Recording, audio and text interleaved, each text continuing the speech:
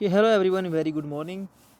आज हम करेंगे SP set 2017 paper third part 2। ठीक है, हम क्वेश्चन नंबर 26 से स्टार्ट करेंगे question up to question number 50 तक। ठीक है, क्वेश्चन नंबर 26 पूछा गया कि इन द प्रोडक्शन फंक्शन दिया गया आपको क्यू इक्वल टू ए के की पावर स्मॉल ए के और एल की पावर स्मॉल बी। देन अगर मैंने कल आपको दिया गया था कि अगर आपको होमोजेनियस फंक्शन निकालना है तो क्या करना है, आपको के इक्वल टू लेमडा के लेना है।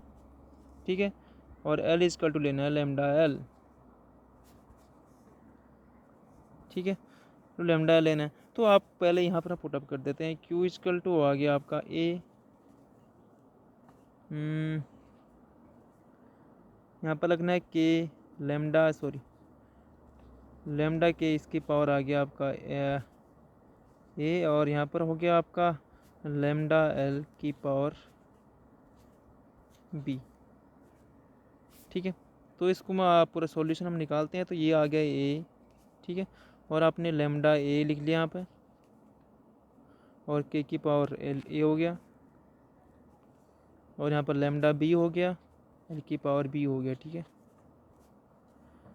तो जैसे हमने फैक्टर आउट करने के बाद हमने पूरे लेमडा वाले पार्ट को एक साइड ले लिया, तो लेमडा ए और यहाँ पर लेमडा बी हो गया। ठीक है, और यहाँ पर आ गया अब के की पावर ए हो गया और एल की पावर बी हो गया। ठीक है, इसको यहाँ सॉल्व करते हैं। यहाँ सॉल्व करने के बाद अगर लेमडा दोनों के अगर बेस सेम है तो उन दोनों की पावर हमेशा ऐड हो जाती है। ठीक है, तो लेमडा क्या हो गया, ए प्लस बी हो गया, और यहाँ पर क्या आ गया, के की पावर ए, और ए पहले से यहाँ पर अवेलेबल था तो ये पूरा जो फंक्शन हो गया क्यू हो गया। ठीक है, तो यहाँ पर ने देखा होगा अगर लेमडा की पावर जो होगी it is called the degree of homogeneity.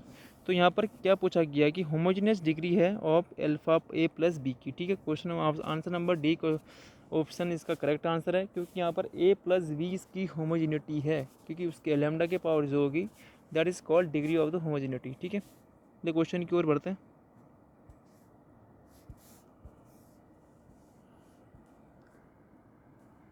Question है क्वेश्चन नंबर 27।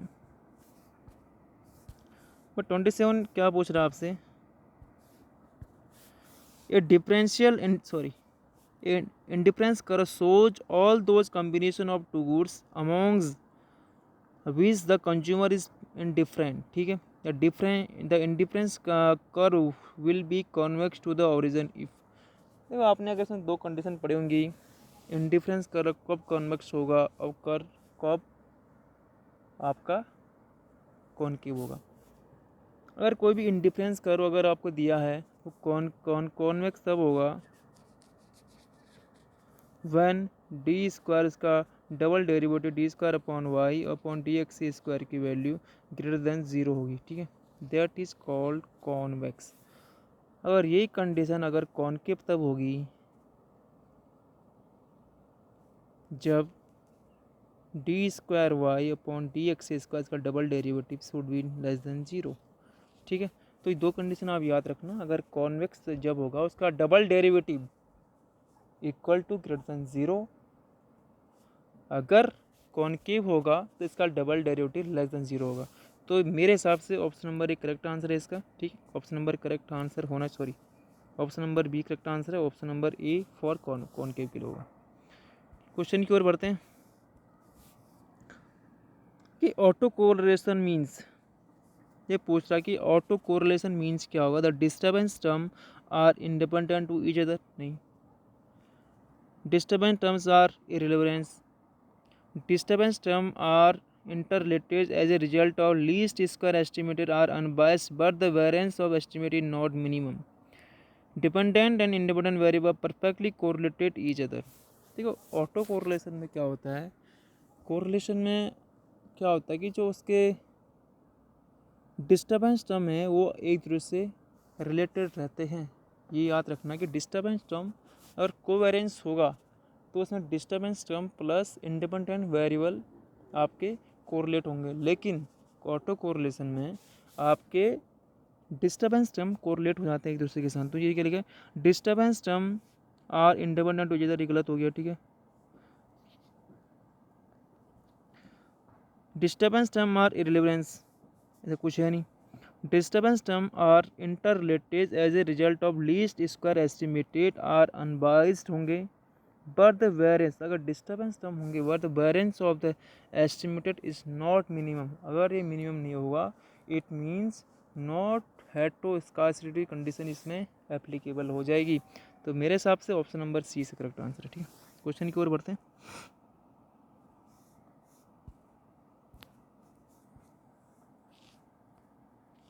क्वेश्चन है multicollinearity means, multicollinearity क्या होती है?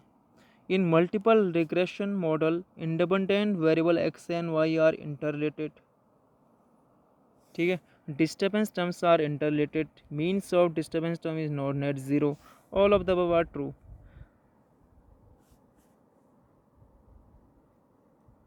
ठीक है, ठीक है, तो इसमें मल्टी कोऑर्डिनेटी क्या होती है? अगर बीच में मल्टी कोऑर्डिनेटी है तो जिसने भी मतलब आपके रिग्रेशन मॉडल में इंडिपेंडेंट वेरिएबल एक दूसरे के साथ कोरिलेटेड होंगे। ठीक है, multicollinearity means in the regression model the independent multiple independent variables are correlate to each other. ठीक है, option number A correct answer है। Multiple regression model independent variable X I and X J are interrelated हो जाएंगे एक दूसरे के साथ। ठीक है, तो option number A is correct answer है इसका। अगले क्वेश्चन की ओर बढ़ते हैं।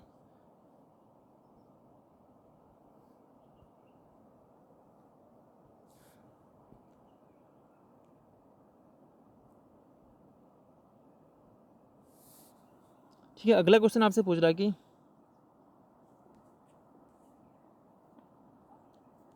According census 2011 which of the following Indian state have sex ratio higher than national average.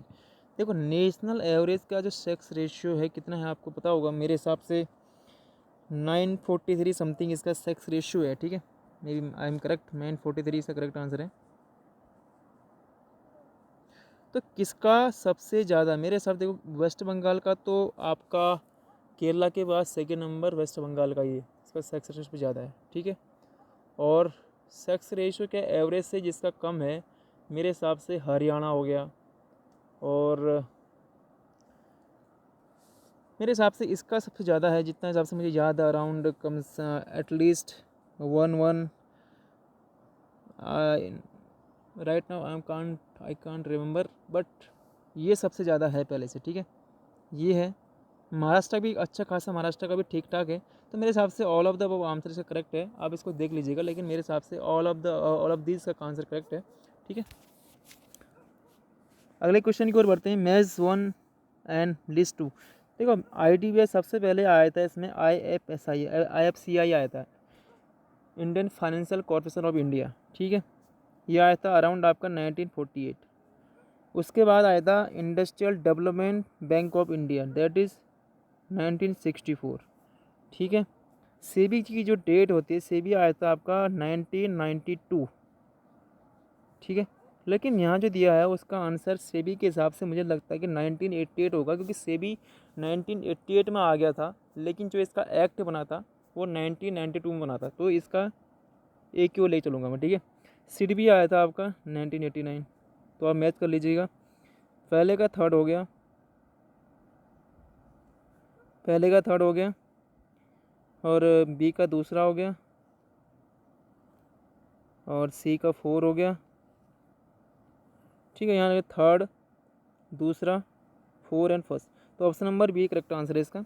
ठीक है, आप याद रखिएगा कि आपका ये Indian financial corporation of India 1948 में आया था। उसके बाद आया था आपका industrial development bank of India, उसके बाद आया था 1964 में आ गया था, और से भी आपका 1988। अगर अगला ऑप्शन अगर 1992 होता तभी आंसर करेक्ट होता। ठीक है, और आपका सीट भी आपका 1982। क्वेश्चन की ओर बढ़ते हैं। Adverse supply shock occur due to, मतलब सप्लाई शॉक क्यों हो जाता, मतलब adverse supply shock, why the adverse supply shock occurs. तो इसका पढ़ते हैं ग्रोथ इन द इकोनॉमी। अगर ग्रोथ होगा इकोनॉमी में तो सप्लाई भी बढ़ेगी, डिमांड भी बढ़ेगी, तो सप्लाई शॉक कैसे हो सकता है, नहीं हो सकता मेरे हिसाब से। Increase in the income tax, increase in income tax मतलब कंज्यूमर के पास इनकम टैक्स आपको बढ़ा देंगे, तो उसके बाद डिस्पोजल इनकम कम पड़ जाएगी। सप्लाई तो हो रही है लेकिन इसकी डिमांड कम हो जाएगी, मे बी ये हो सकता है। ठीक है, अगला बढ़ते हैं। Adoption of policy of import substitution, अगर आप इम्पोर्ट सब्स्टिट्यूशन कर रहे हैं मीन्स मतलब आप इम्पोर्ट नहीं कर रहे हैं, मतलब इम्पोर्ट को आप सब्स्टिट्यूट कर दे रहे हैं, बाहर से आप प्रोडक्शन नहीं करेंगे, तो मतलब आपका इंडिया में ही जो भी गुड है, गुड ऑफ प्रोडक्शन बढ़ जाएगा, सप्लाई बढ़ जाएगी, डिमांड बढ़ जाएगा। तो ये ऑप्शन कैसे गलत हो सकता है, ये ऑप्शन भी गलत है। Increase in the price of input, अगर इनपुट की प्राइस बढ़ जाएंगी मतलब वेज बढ़ जाएंगे, फैक्टर प्राइस ऑफ फैक्टर बढ़ जाएंगे, तो फैक्टर बढ़ने से प्राइस फैक्टर बढ़ने से क्या हो जाएगा, उनकी इनकम बढ़ जाएगी, इनकम बढ़ने से क्या डिमांड बढ़ेगी, सप्लाई शॉक उनके कैसे हो सकता है। मेरे हिसाब से इंक्रीज इन इनकम टैक्स इसका करेक्ट आंसर है, क्योंकि इनकम टैक्स बढ़ने से उनके डिस्पोजल इनकम क्या हो जाएगी, आप उनकी कम हो जाएगी, डिस्पोजल इनकम कम होने से उनकी डिमांड कम हो जाएगी, डिमांड कम होने से सप्लाई में शॉक आ जाएगा, सप्लाई उनकी एडवर्स इफेक्ट पड़ेगा। तो option number 20 correct answer. Question की ओर बढ़ते हैं।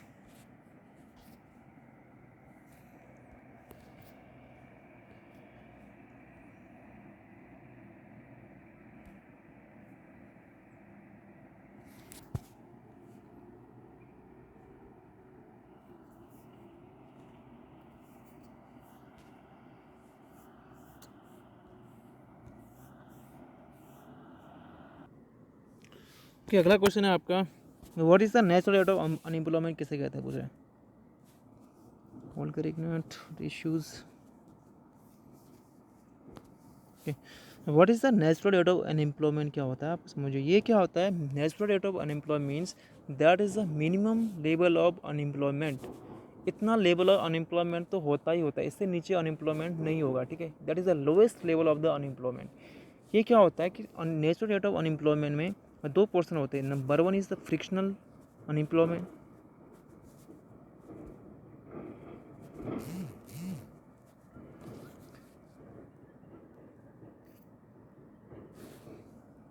वो होता है आपका फ्रिक्शनल,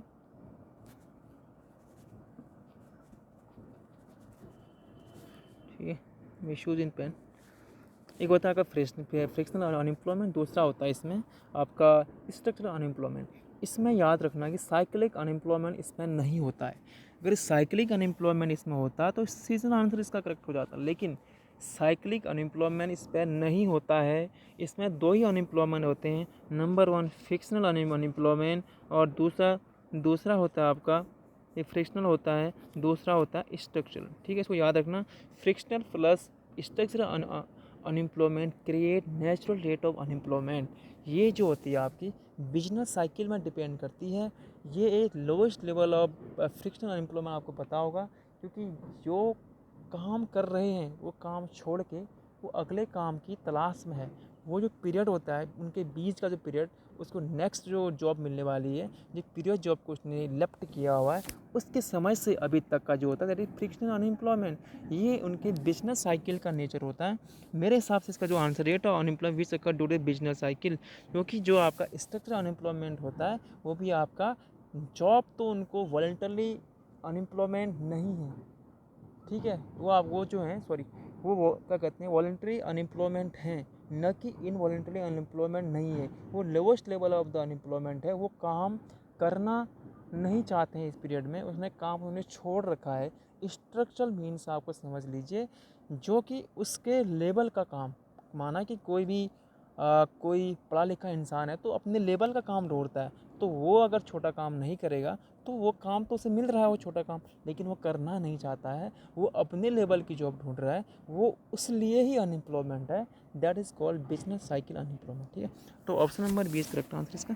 क्वेश्चन की ओर बढ़ते हैं। क्वेश्चन है according to efficiency based theory. देखो एफिशिएंसी बेस्ड थ्योरी क्या कहती है और फॉर्म की कि जो लेबर को मार्केट प्राइस से, लेबर की जो डिमांड एंड सप्लाई है, ये आप समझ लीजिए, ये डिमांड एंड सप्लाई है, ये इक्विलिब्रियम लेवल है, ठीक है। इससे ऊपर बेच दिया जाएगा उसको, ठीक है। जो गवर्नमेंट के द्वारा सेट किया गया मिनिमम वेज क्या होता है कि इक्विलिब्रियम वेज से ऊपर बेच दिया जाता है, ठीक है। जिससे कि जो एफिशिएंट वर्कर हैं, वर्कर क्या करें, एफिशिएंटली काम करें, स्किल्ड काम करें और उनका प्रोडक्शन बढ़े। कंपनी क्या चाहती है, फर्म क्या चाहती है, क्योंकि उनको ऐसा वेज दिया जाए वो काम स्किल्ड काम करें, अच्छा काम करें, एफिशिएंसी इन द वर्क लाएँ, इससे उनका प्रोडक्शन बढ़ेगा। क्या होगा, अब market clearing wages, mark equilibrium power से ऊपर रखेगा in order to obtain loyalty और वर्कर्स और to provide worker the incentive to work hard to avoid being fired. ठीक है, तो आप समझ लीजिए इसका आंसर क्या है। तो option number C correct answer है। तो minimum wage fix by the government, ये भी लगभग है, लेकिन एफिशिएंट क्यों दिया गया वो भी उसने एक्सप्लेन किया हुआ है, क्योंकि फर्म जो करती है मिनिमम क्लियरिंग वेज से ऊपर प्राइस रखती है इसका। ठीक है, वेज रखती है, इससे लेबर काम कर सकें सही ढंग से। क्वेश्चन की ओर बढ़ते हैं। अगला क्वेश्चन है आपका, if the price elasticity of demand is unit. ठीक है, प्राइस इलास्टिसिटी ऑफ डिमांड ये दिया गया इक्वल टू 1। ठीक है, marginal revenue would be, M R क्या होगा, देखो आपको सीधे फॉर्मूला है, आपको पता होगा एम आर इक्वल टू क्या होता है,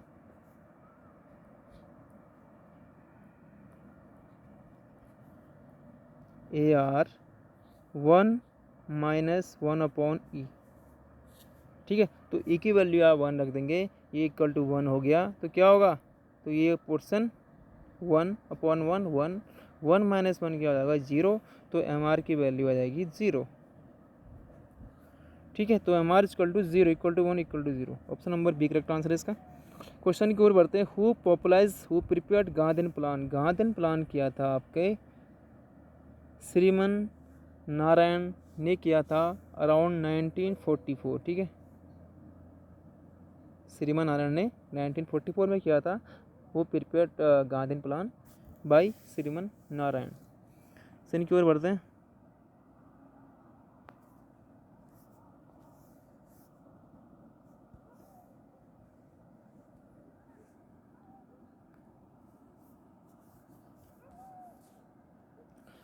क्वेश्चन क्या है आपका, what is the zero based budget. Zero based budget क्या होता है, जीरो बेस्ड बजट मतलब आपको प्रीवियस ईयर का जो भी एक्सपेंडिचर एंड जो भी आपका रिसीट हुआ है उससे कोई लेना देना नहीं है। आपको नया बजट करना है, नए सिरे से स्टार्ट करना है, उसको प्रीवियस ईयर से उससे कोई मतलब नहीं होना चाहिए। ठीक है, तो इसको क्या करना है कि start the budget with new one. ठीक है, जो कि पहले का जितना भी एक्सपेंडिचर था और रेवेन्यू रिसीट था उनको कैरी फॉरवर्ड नहीं करेंगे। ठीक है, तो इसका आंसर देखते हैं। Is more logical and leads to better financial management, कोई ऐसा है नहीं इसमें। It helps in judicious allocation of the scarce resources, कोई फ़ायदा नहीं है। इट इज़ मैनेजमेंट कंसेप्ट, कुछ फ़ायदा नहीं इसमें। Implies constructing a budget without any reference to what has gone before, पहले क्या हुआ था उसको रेफरेंस लेके नहीं चलना है। ठीक है, तो option number D correct answer है इसका आपका। ये जो आपको जीरो बेस बजटिंग आया था अराउंड मेरे हिसाब से 1968 से लेकर 86 के बीच में था आपका परफॉर्मेंस बजट था। उसके बाद आया आपका 1986 से लेकर 2004, मतलब ये आ गया था आपका 1986 में। ठीक है, सॉरी 1986 में आ गया था। 1986 से 2004 की ओर चला था performance budget plus zero base budgeting. उसके बाद 2004 टू टिल नाउ इस चल रहा है आपका आउटकम बजट। ठीक है, इसको याद रखना, अभी जो आपका चल रहा है that is outcome budget.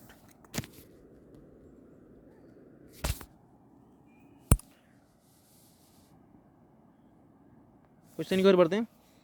In the linear programming program the optimum value of the objecting function of the primal and dual, क्या होगा, क्या पूछ रहा है कि in the linear programming program the optimum value of objective function of primal and dual are negative to each other, are different to each other, are equal to each other। देखो linear programme में अगर पढ़ा होगा प्रिमल क्या होता है, dwell का उल्टा, प्रिमल मीन्स होगा ड्वेल का उल्टा हो गया, और ड्वेल जो होगा प्रिमल का उल्टा हो गया। ठीक है, ये आंसर समझ लीजिए। Negative to each other, different to each other, are equal to each other. देखो इक्वल तो नहीं होते हैं, ठीक है, प्रिमल और ड्वेल तो नहीं होते हैं। निगेटिव टू ईच अदर ऐसा कुछ कहा नहीं गया था। Are different to each other, एक दूसरे से अलग होते हैं, सही है। तो निगेटिव की बात ऐसे कुछ कही नहीं गई थी, नन ऑफ द आंसर नहीं करूँगा, ये उसका उल्टा होता है, रिवर्स होता है मेरे हिसाब से। आपने इसमें पढ़ा होगा कि अगर हम ऑब्जेक्टिव फंक्शन लेते हैं इसका, उसमें क्या होता है, इसको भी इसका सॉरी अभी आई कॉन्ट रिमेंबर, बट इसका जो होता है कि प्रीमर जो होता है कि ड्यूल का उल्टा हो गया।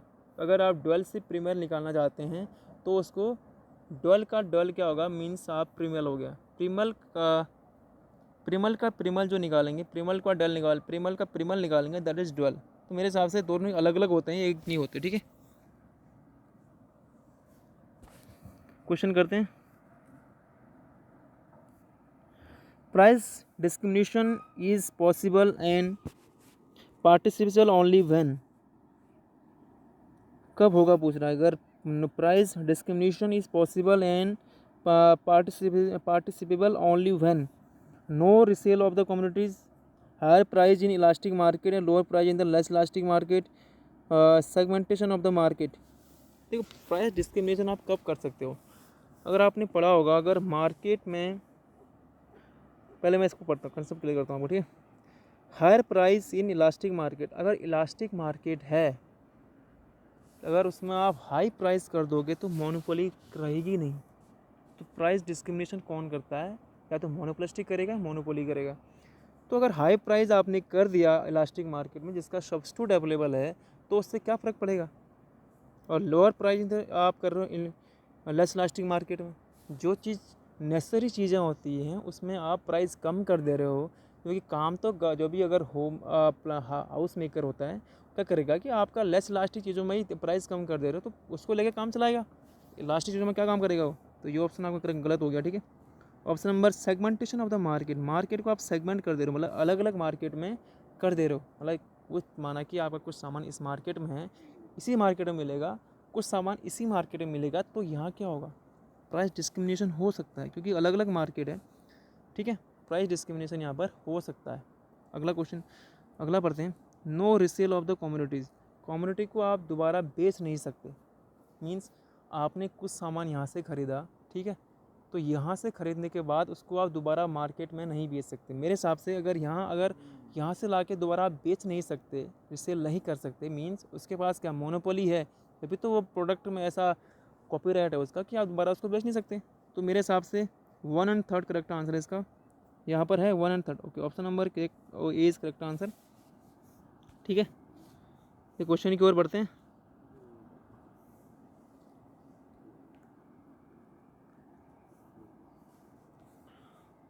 अगला क्वेश्चन है कि एरो इम्पॉसिबिलिटी थ्योरम किससे रिलेटेड है। देखो एरो इम्पॉसिबल ने कहा था कि इट इज़ इम्पॉसिबल, ऐसा इम्पॉसिबल है कि इसने 4-5 कंडीशनें दी थी। इट इज़ ये इसका मतलब इम्पॉसिबल है कि इसके बिना वेलफेयर आपका पूरा आपको मिल सके।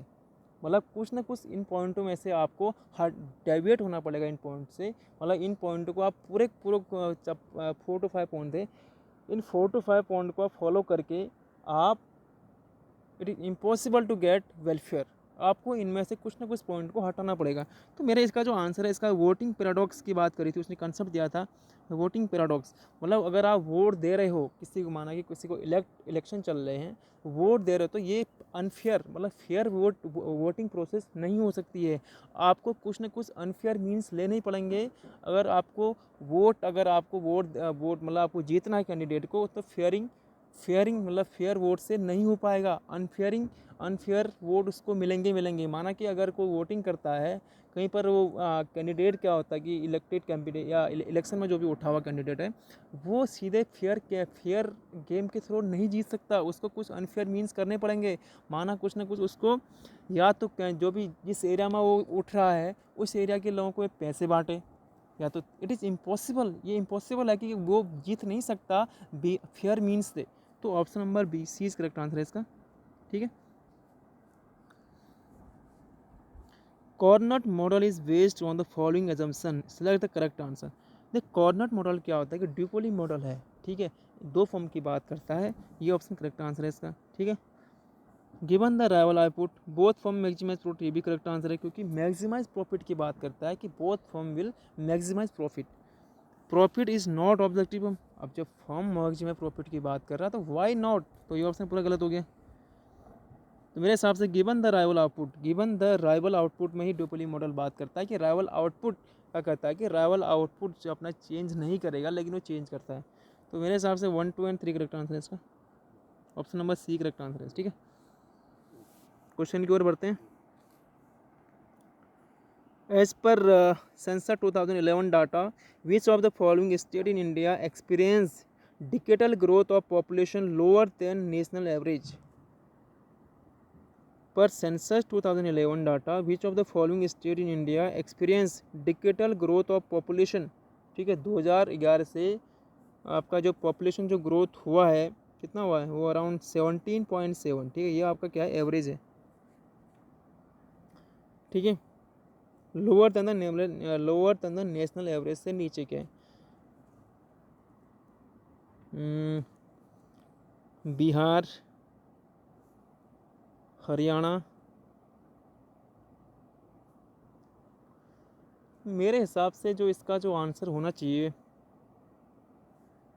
बिहार का जो है कि प्रोडक्शन पॉपुलेशन बढ़ा हुआ है। ठीक है, तो बिहार तो नहीं होगा।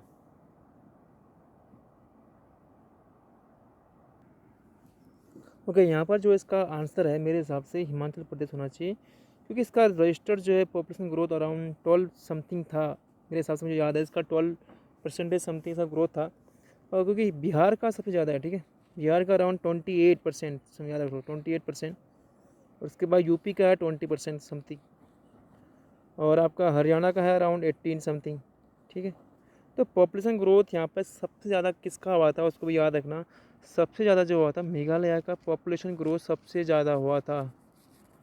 ठीक है, Meghalaya recorded the highest decadal population growth in from census 2001 to 2011। ठीक है, क्वेश्चन की ओर बढ़ते हैं। तो इसका आंसर सी करेक्ट आंसर था। The yellow revolution is related to, किससे रिलेटेड है, एग प्रोडक्शन। ठीक है, अगले क्वेश्चन की ओर बढ़ते हैं।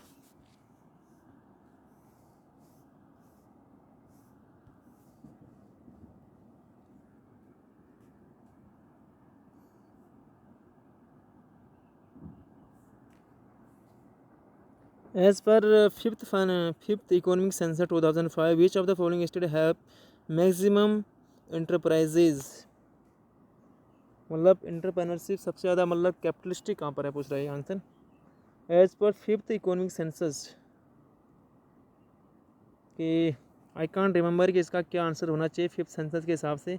आप इसी क्वेश्चन को आप चेक कर लीजिएगा क्या आंसर है इसका करेंगे। मुझे तो आई डोंट नो कि मुझे इसके बारे में कुछ नॉलेज नहीं है इसके बारे में। ठीक है, क्वेश्चन की ओर बढ़ते हैं। क्वेश्चन पूछ रहा है कि which combination is the following diagram are known as bliss point. देखो ब्लिश पॉइंट क्या होता है, जैसे अगर मैंने यहाँ पर ले लिया सेंटर पॉइंट है ये आपका क्या होगा, दोनों ये दोनों इस यहाँ तक जो गुड होंगे दैट इज़ गुड गुड, मतलब गुड वाई गुड, ये दोनों क्या होंगे, गुड वाई, मतलब अच्छे गुड है। अगर यहाँ तक आप कंज्यूम करोगे दैट इज़ गुड। ठीक है, ये गुड ले लिया, इसके बाद करोगे ये हो जाएगा बैड।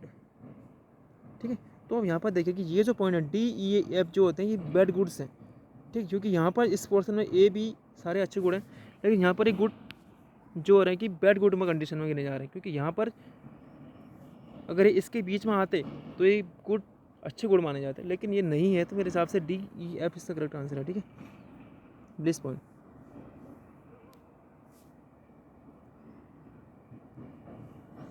क्वेश्चन की ओर बढ़ते हैं।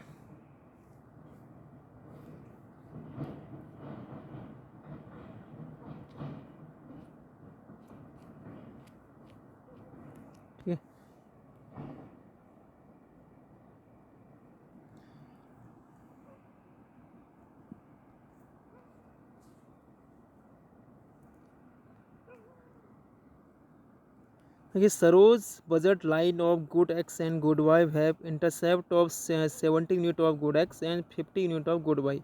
Price of good X is ₹5 per unit. क्या बोला, if the price of good X in 5 per unit, calculate the following.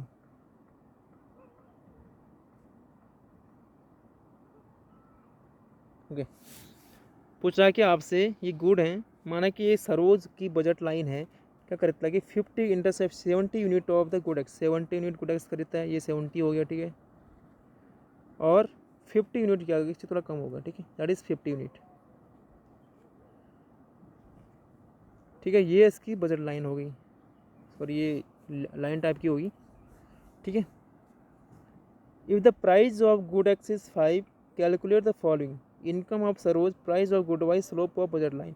देखो अगर हम प्राइस की बात करेंगे, माना इसका प्राइस P1 है, इसका प्राइस P2 है, सॉरी इसका P1 कर दो, इसका P2 कर दो, ठीक है। तो क्या फॉर्मूला क्या निकलेगा, P1x प्लस P2y क्या होगा, इनकी जो वैल्यू होगी लेस देन इक्वल टू इसकी इनकम से क्या होगी, कम होगी, या तो इसके बराबर होगी या उससे कम होगी, ठीक है, उसके ज़्यादा बड़ी नहीं हो सकती है, ठीक है। अगर हमें यहाँ पता है P1 is the 5 rupees, income और सर्विस की इनकम निकालने की बात कर रहे हैं, या तो हम पूरी इनकम इसके बराबर ही हो जाएगी भाई, ठीक है।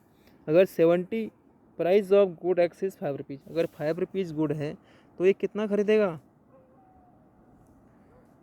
ठीक है। उसमें कुछ लग रहा है मुझे, एक मिनट, हाँ दे रखा है, जैसे 70 unit of the good X है, 50 unit of the goods Y, if the budget of price following. Okay चलो करते हैं, ट्राई करते हैं। P1 दे रखा है आपका 5 यूनिट, 5 इंटू एक्स मीन्स क्या हो गया आपका 5 इंटू 70 हो गया, प्लस P2 माना प्राइस P2 का इंटू वाई 50 यूनिट हो गया।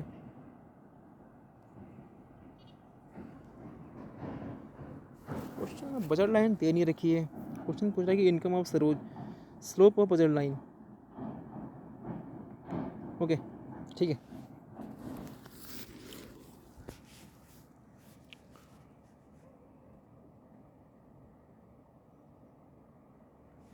चलो ट्राई करते हैं, ठीक है। ये 50 हो गया, तो स्लोप मतलब आपका स्लोप ये निकालने की बात कर रहा है, तो आपने फॉर्मूला पढ़ा होगा, इसका क्या हो जाएगा 70 का स्क्वायर प्लस 30 का स्क्वायर, ठीक है, ठीक है स्क्वायर प्लस 30 का स्क्वायर,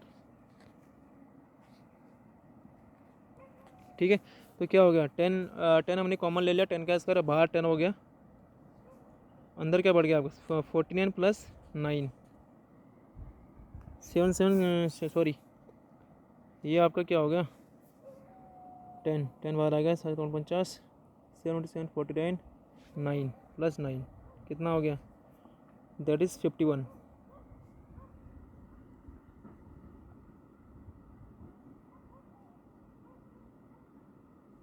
नहीं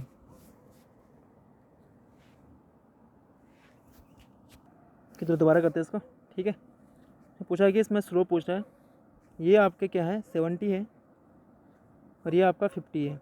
देखो स्लोप तो आपका वैसे निकल जाए, स्लोप क्या होता है 10x, ये आपका स्लोप है, स्लोप की वैल्यू क्या आती है, स्लोप मीन्स ये होता है ये अपॉन ये हो जाएगा, ठीक है, 50/70 आपका स्लोप हो जाएगा, मीन्स 5.7। और स्लोप क्या है इसका निगेटिव स्लोप है, तो इसका आंसर निगेटिव होगा, यहाँ पर आगे इसका निगेटिव लग जाएगा, तो आंसर इसका 5/7 दिया है, तो ऑप्शन नंबर 1 करेक्ट आंसर है। निगेटिव स्लोप इसलिए निगेटिव है क्योंकि इसका स्लोप निगेटिव स्लोप है, ये नीचे की ओर स्लोप है, ठीक है, नॉट पॉजिटिव। अगर ये ऊपर की ओर होता तो यहाँ पर पॉजिटिव आंसर आता है इसका, ये निगेटिव भी होता तो पॉजिटिव आता है, ठीक है। तो ये निगेटिव, अभी जब अगला जो पूछ रहा है, ठीक है, इनकम ऑफ सरोज की इनकम क्या रहेगी, सरोज की इनकम इसमें निकालती है 350। अब कैसे निकाल दे भाई, अगर ठीक है मैं इसकी वैल्यू निकालता तो ये आ जाएगा आपका 50 हो गया 10 49 प्लस 25 दैट 64 दैट ये 80, ये 80 हो गया, ये पोर्शन आपका 80 हो गया, ठीक है। तो माना इसकी प्राइस जो इसने दे रखी है, माना अगर इनकम हमारे पास 80 रुपये थोड़ी इनकम है हमारे पास, ठीक है।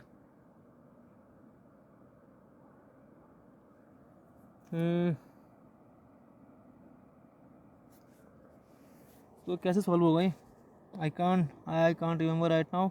प्राइस की बात पूछ रहा है कि अगर इसमें इनकम, इसने अगर इनकम 350 दे दी तो मैं इनकम 350 निकाल सकता हूँ, अगर ये 70 इंटू सॉरी एक मिनट 70 इंटू 5 हो गया, और ये हो गया आपका, इस तरह से इसको निकालना पड़ेगा और कुछ नहीं है इसका, और 50 इंटू पी हो गया, ठीक है। चलो करते हैं ऐसे, 350 हो गया, रुपीज़ की बात कैसे कर रहा है,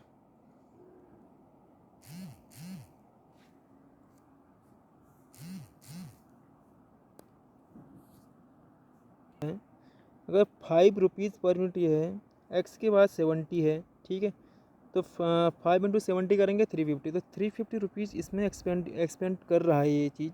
तो हाउ इट इज़ पॉसिबल? तो क्वेश्चन में गड़बड़ लग रही है, आंसर ये करेक्ट है वैसे, तो दिक्कत है क्वेश्चन में। ठीक है, अगला क्वेश्चन करते हैं। Who we have always known that needless self interest and was bad morals, we know now that it is bad economics. This statement was given by we have always। ठीक है, इसका जो आंसर मेरे हिसाब से लग रहा है सी, दैट इज़ फ्रैंकलिन। ये इकोनॉमिक्स से ये यूएस इकोनॉमिस्ट हैं, आंसर इन्होंने दिया था। ठीक है, क्वेश्चन करते हैं। The analysis extending the standard ISLM model to the open economy under perfect capital mobility has a special name on the name of economist। दिया था ये मंडल फ्लेमिंग। ठीक है, मंडल फ्लेमिंग ने कॉन्सेप्ट दिया था perfect capital mobility and perfect imperfect capital mobility. Concept दिया था, आपने पढ़ा होगा IS और LM मॉडल में, जहाँ BOP कंसेप्ट भी आता है। तो option number B correct answer इसका। अगला क्वेश्चन करते हैं।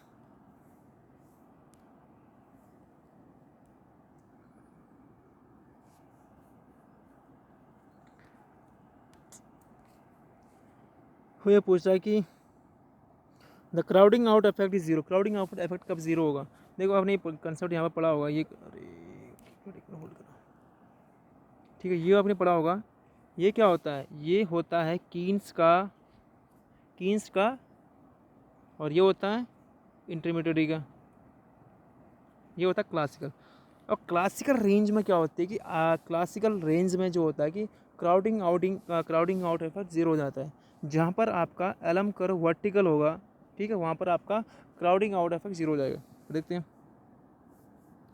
Money demand is perfectly elastic, बहुत सही, डिमांड मतलब एलम कर्व हो गया। और investment is perfectly interest elastic, ये हो गया। परफेक्ट इंटरेस्ट लास्टिक है आपका IS मॉडल। अगर आपको IS लेफ्ट की ओर भी जाएगा, यहाँ पर जो कंसेप्ट है कर इज फॉलिंग एलम कर इज राइजिंग, हटाओ कुछ नहीं है। देयर इज लिक्विड ट्रैप और इन्वेस्टमेंट ही परफेक्टली, इन्वेस्टमेंट ही लिक्विड ट्रैप है की बात करा, सेम वही कंसेप्ट, एक ही बार में कंसेप्ट को दोहरा दिया इसने बस किस रेंज में।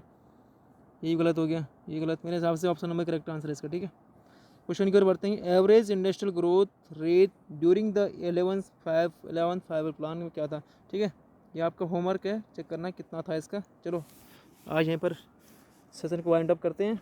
If you like the video please subscribe my channel.